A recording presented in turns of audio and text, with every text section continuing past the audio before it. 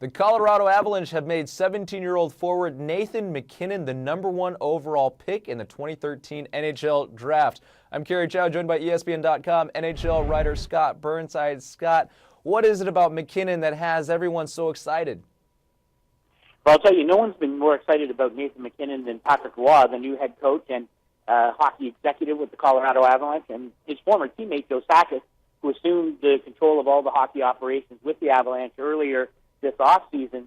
They made no bones right from the get-go. When they had the first overall pick, there was no hesitating. There was no hedging their bet. They said right away that they were going to go after Nathan MacKinnon.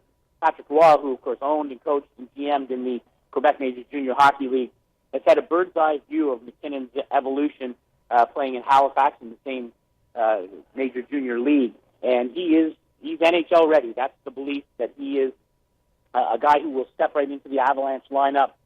He's a guy who will make an immediate impact for a team that has really struggled to maintain a foothold in the local sporting landscape in Denver. I think Nathan MacKinnon is going to be the perfect fit for them, and certainly that's what Joe Sakic and Patrick Roy believe, and they didn't hesitate in making their intentions known early on in the process. Who does MacKinnon remind you of? Well, I mean, there's all kinds of different comparisons. I always think it's a bit of a mug's game when you're talking about a teenage boy and whether he's like Joe Sakic, for instance, or some other player. But what he is a guy who has been able to elevate his game during the playoffs, big games. He's played on big stages. He's played internationally, and so I feel he's in spite of his tender age, that he really is a man ready to play in the man's league in the NHL.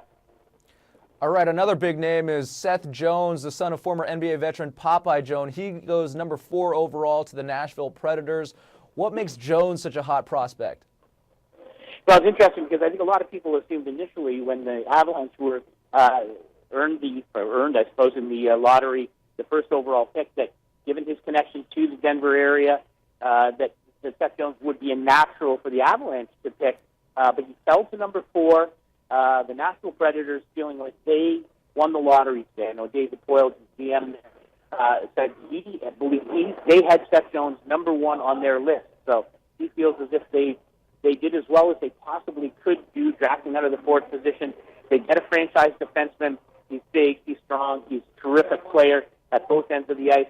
And for a team that over the last couple of years has seen their defensive depth hammered away at with the loss of Ryan Suter last summer, and a couple of years before that, Dan Hamlis, who went to Vancouver, Seth Jones is an absolute godsend to the Nashville Predators. You can imagine him playing for many years with Shea Weber on that Predator blue line. They're a team that has always built from the blue line and the goaltender out, and he will be a huge part of the Predators' future moving forward. And Nashville's certainly very happy about that. Great stuff, as always, from Scott Burnside, ESPN.com NHL writer. For the latest on the draft, be sure to check out our ESPN.com NHL page. I'm Kerry Chow with your latest ESPN headline.